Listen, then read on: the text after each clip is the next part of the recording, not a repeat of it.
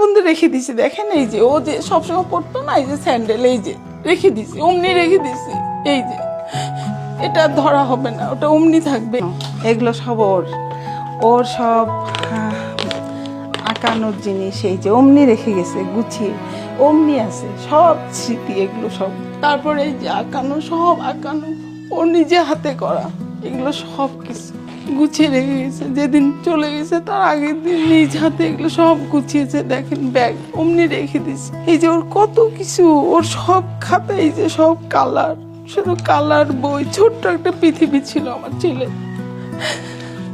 সে পৃথিবীতে শুধু রং, পেন্সিল, বই, খাতা, এগুলো তার সব স্মৃতি সব। আর মাকে শুধু আঁকা করে করে দিত, বলতো কি মা সব জমা দিয়ে গেছে আমার কাছে সব। এই যে ABCD লিখছে, ওর নিজের নাম লিখতে পারতো অভয়, এরকম আর কি। ও বারান্দায় বসতো, বারান্দায় বসে চলেন বারান্দায় আসেন, বারান্দায় আসেন। বারান্দায় ও হচ্ছে কি করতো আমি বলি, বারান্দায় আঁকা করতো, আঁকা করে এখানে টেবিল দিছে, টেবিল ছিল একটা, হ্যাঁ এখানে একটা টেবিল ছিল, আঁকা করে এগুলো ওই যে এই যে ওর শুধু আর্টগুলো করতো আর এখানে লাগায় রাখতাম। এই যে আর অনেক আছে যেগুলো আমি মানে ও হলো ওর হচ্ছে সবকিছু, মানে সবকিছু ওর। চলেন অভয়ের সাথে কথা বলে দেখা করে আসি।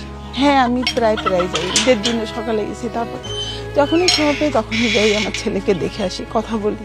ওটা একটা ডিউটি আমার, মানে আমি ভাবি যে ওটা আমার ডিউটি, কারণ আমার ছেলে না থাক কিন্তু ও আমার হৃদয়ের মধ্যে আছে, তো এটাই আমি ভাবি যে ও তো আমার হৃদয়ে আছে। এই যে চলে আসছি, আসলে অভয় ওখানে শুয়ে আছে এবং আমি কথা বলি ওর সাথে, এসে কথা বলি। এটা অভয়ের কবর, আমার ছেলেটাকে এখানে শোয়ায় রাখছে, তাই আমি আসি, ভাবি যে মা তোমাকে, বাবা তুমি কেমন আছো, আব্বু তুমি ভালো আছো, তুমি ভালো আছো বাবা, তোমাকে আমি কতদিন তোমাকে আমি দেখি না, আমি তো কতটা মিস করে আমি বুকে নিতে পারি না তোমাকে। মা একা একা বেঁচে আছে, মার কেউ নেই, তুমি তোমাকে ভালোবাসতা, মাকে আদর করার কেউ নেই বাবা, আদর করার কেউ নেই। আল্লাহ তুমি আমার ছেলেটাকে এত শান্তিতে রাখবে, আল্লাহর কাছে আমার এটাই চাওয়া। হে আল্লাহ আমার ছেলেকে অনেক অনেক আদরে রাখেন, এটাই আমি চাই। কেমন আছো বাবা তুমি? নিশ্চয়ই ভালো আছো। কেমন আছো বাবু? মাকে দেখতে পাও? মা তোমাকে মিস করে, সব সময় মিস করে মা। একদিন জানেন কি হয়েছে, আমি ওর সাথে কথা বলে যে বাবু আজকে যাই, আবার কালকে আসবো, যাচ্ছি, আবার হোঁচট খাইলাম। তখন আমি ভাবলাম ও হয়তো যাচ্ছে না যে আমি যাই, তখন আবার আমি দাঁড়ায় গেলাম যে বাবু আমি এখন যাব না, আর একটু পরে যাই, ঠিক আছে আমি তোমার সাথে থাকি। এরকম আমার দিন সময় কাটে। আমি প্রতিদিন ভাবি যে আল্লাহ আমাকে একটা ডিউটি আর একটা দিচ্ছে, এটাই আমার ডিউটি। আমার দোষ যেটা মনে হয় সেটা হচ্ছে মানুষের কথায় আমি দিয়ে গেছে, আমি ওষুধ খাওয়াইছি, আমি অন্যকে ডিপেন্ড করতে চাই না। আমি সারা জীবন আমি নিজেই নিজের সব ডিসিশনগুলো নিজে নিয়েছি, হ্যাঁ সব কিছু। কিন্তু আমি ওই মুহূর্তে আমি আমার হাজব্যান্ডকে আমি বললাম চলো হাসপাতালে নেই তাড়াতাড়ি, আমি অটো ডাকলাম, সে অটো নিয়ে ডাক্তার ডাকতে গেল। অটোওয়ালা নাকি বলছে যে ডাক্তার নিয়ে আসি, কি আপনি যাবেন এরকম। 1 ঘন্টা পরে আসছে, ততক্ষণে আমার ছেলের অবস্থা খারাপ। বাথরুম থেকে এসে আমি দিশাহারা অবস্থা, কেউ ছিল না আমাকে একটা হেল্প করার, কেউ ছিল না। 1 গ্লাস পানি আমার ছেলেকে দিয়ে দিবে এইরকম লোক ছিল না, কেউ একটু স্যালাইন বানিয়ে দেয়নি। আমি আমার ছেলেকে নিয়ে আমি দিশাহারা অবস্থা হয়ে গেছে। আমি আসলে পরে ও যে খুশি হয় কেমন করে আমি বুঝি, কিন্তু আমি সেটা কাউকে বলতে পারি না। আমি এইভাবেই আদর করি তাকে, এইভাবে বাবা তুমি ভালো আছো বাবা, এখানে আদর করি, ভাবি যে আদর করি। এই বাড়ি হচ্ছে অভয়ের জন্যই করা। অভয় এখানে ভালো থাকবে, কেমন করে ভালো থাকে এই চিন্তা ছিল সবসময়, যে আমার ছেলেটা খুশি থাকবে কেমন করে, যেহেতু সে গড গিফটেড চাইল্ড, অটিস্টিক। আমরা কোনো কালার এই জন্য করিনি, আরো অনেক আছে আমার কাছে, এতগুলো জমা দিয়ে গেছে যে মা লাগাবে এগুলো। হ্যাঁ মা বলতো, সবাইকে বলতো মা আস, মানে গাছকে মানে সব সেন্টেন্স তো বলতে পারতাম না, তেমন ইন্ডিভিজুয়াল ওয়ার্ড সে বলতো, যেমন মা আস, সবাইকে বলতো মা আস, মানে মার গাছ এগুলো। তারপরে এখন আমি হয়তো যেহেতু আমার ছেলেটা আল্লাহ নিয়ে নিছে, চলে গেছে, এখন আমি ভাবি যে ওর কাজটাই আমি করতেছি, ওগুলো সব যত্ন করে রেখে দিয়েছি। ওকে এখানে কবর দিয়েছি, শোয়ায় রাখছি। তা আমি এই জন্য আর ঢাকায় আমি কখনোই আমি যাব না।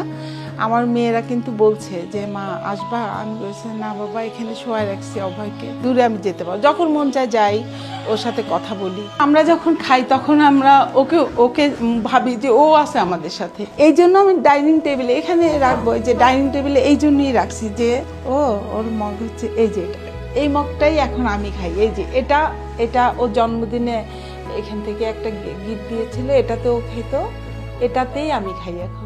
আমি ওর প্লেটেই ভাত খাই, ওর প্লেটেই ওর যে বাটি সেটাতেই আমি খাই।